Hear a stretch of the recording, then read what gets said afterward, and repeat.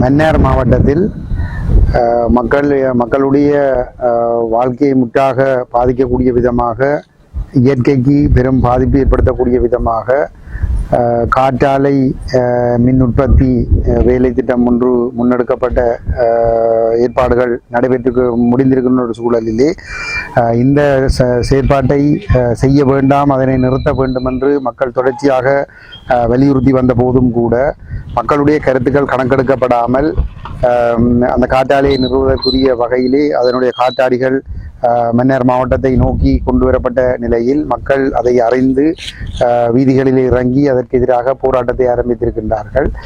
ஏற்கனவே ஒரு சில வருடங்களுக்கு முன்னர் மஹிந்த ராஜபக்ச பதவியில் இருந்த பொழுது இவ்வாறு மன்னார் சில பகுதிகளிலே காற்றாலைகள் பொருத்தப்பட்டு அதனால் சுற்றுச்சூழலுக்கும் மக்களுடைய இயல்பு வாழ்க்கைக்கும் பெருமளவான பாதிப்புகள் ஏற்பட்டிருந்த நிலையிலே அதற்கு பிற்பாடு அடுத்த கட்டமாக இந்த காற்றாலை பொருத்துவது தொடர்பான முயற்சிகள் மேற்கொள்ளப்பட்ட பொழுது அதனை மக்கள் முற்றுமுழுதாக எதிர்த்திருந்தார்கள்.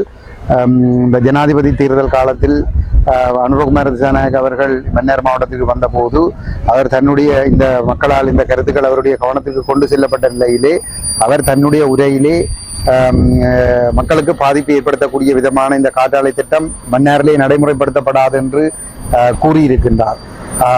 அதை மக்கள் பெருமளவிலே நம்பிக்கை கொண்டிருந்தார்கள். ஆனால் இன்று அவர் அறுதி பெரும்பான்மை ஆசனங்களை பெற்று ஜனாதிபதியாகவும் இருந்து கொண்டு அதே நேரம் பாராளுமன்றத்திலும் அறுதி பெரும்பான்மையோடு இருக்கின்ற நிலையிலே இன்று இந்த திட்டம் நடைமுறைப்படுத்தப்படுகின்ற பொழுது இதை நடைமுறைப்படுத்தாமல் நிறுத்துவதற்கு எடுக்கப்பட்ட அனைத்து முயற்சிகளும், மக்களுடைய அனைத்து முயற்சிகளும் தோல்வியடைந்த நிலையிலே இந்த மக்களுடைய விருப்பத்திற்கு மாறாக இந்த காத்தாடிகள் எடுத்து வரப்பட்டிருக்கிற நிலையில் அதனை வழிமறித்து மக்கள் இந்த போராட்டத்திலே ஈடுபட்டு கொண்டிருக்கின்றார்கள். இந்த போராட்டத்திற்கு தமிழ் தேசிய மக்கள் முன்னணி, தமிழ் தேசிய பேரவை முழுமையான ஆதரவை தெரிவித்திருக்கின்றோம். இன்று இந்த காற்றாலை திட்டத்திற்கு எதிராக இதனை உடனடியாக நிறுத்த வேண்டும் என்று வலியுறுத்தி வடக்கு கிழக்கு பாராளுமன்ற உறுப்பினர்கள் இன்றைய தினம் ஒரு மகளிர் ஒன்றிலே கையொப்பமிட்டு அதனை பிரதம மந்திரிக்கும் ஜனாதிபதிக்கும் கொடுக்கின்ற அந்த முயற்சி மேற்கொள்ளப்பட்டிருக்கின்றது. அந்த முயற்சியிலே எங்களுடைய தலைவரும் பாராளுமன்ற உறுப்பினருமான கஜேந்திரகுமார் பொன்னம்பலம் அவர்கள் கையொப்பமிட்டிருக்கின்றார். கௌரவ செல்லும் அடைக்கல்நாதன் அவர்கள் இந்த முயற்சியை முன்னெடுத்திருக்கின்றார். இவ்வாறு இந்த முயற்சிகள் நடைபெற்றுக் கொண்டிருக்கின்ற நிலையிலே இன்றைய தினம் இரவும் இந்த போராட்டம் தொடர்ந்து இந்த மக்களால் முன்னெடுக்கப்படுகின்றது. இந்த வேளையில் இங்கே இந்த தள்ளாடி முகாமுக்கு முன்பாக, தள்ளாடி இந்த கோயிலுக்கு என்ன பேர், அந்தோணியார் கோயிலுக்கு முன்புறமாக அதனுடைய வீதியூரமாக இங்கே இந்த கொட்டகை அமைக்கப்பட்டு இந்த போராட்டம் நடைபெறுகிறது. அங்கே அதற்கு அருகாமையிலே இராணுவத்தினரால் சட்டவிரோதமாக ஒரு கொட்டையில் ஒன்று அமைக்கப்பட்டிருக்கின்றது. அது போர் நடைபெற்ற காலப்பகுதியிலே அவர்கள் அதனை அமைத்து விட்டார்கள். அந்த காணிகளை இன்னும் விடுவதாக இல்லை. இது இந்த ஆலயத்திற்கு சொந்தமான காணி.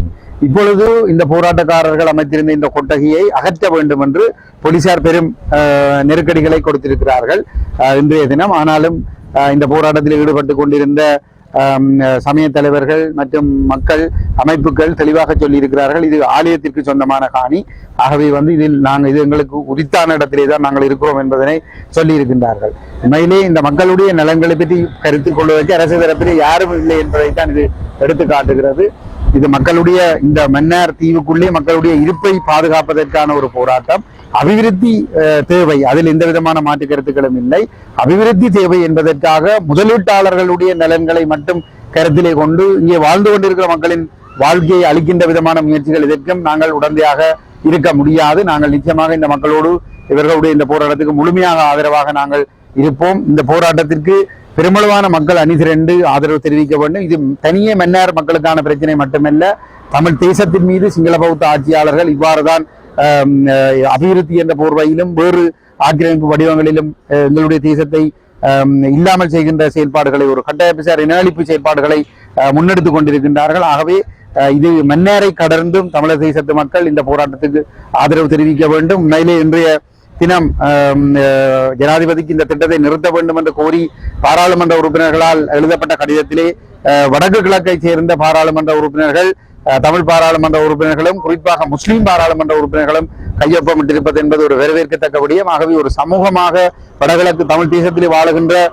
தமிழ் முஸ்லீம் சமூகமாக நாங்கள் ஒன்றிணைந்து நிற்பது என்பது உண்மையிலே ஒரு மிகவும் பலமான ஒரு விடயம். ஆகவே இதை விளங்கிக் கொண்டு மக்களும் இந்த போராட்டத்துக்கு ஆதரவு கொடுக்க வேண்டும். அதே போன்று மன்னார் தீவு பகுதிக்குள்ளே முன்னெடுக்கப்பட இருக்கின்ற கனிய மண் அகழ்வுக்கு எதிராகவும் இந்த போராட்டங்கள் தொடர்ச்சியாக முன்னெடுக்கப்பட வேண்டும். அதற்கு எதிராக கடந்த 20 24 இடைப்பட்ட காலப்பகுதியிலே நாங்கள் பாராளுமன்றத்தில் இருந்த காலப்பகுதியில் அதற்கு எதிராக நாங்கள் குரல் கொடுத்திருக்கின்றோம்.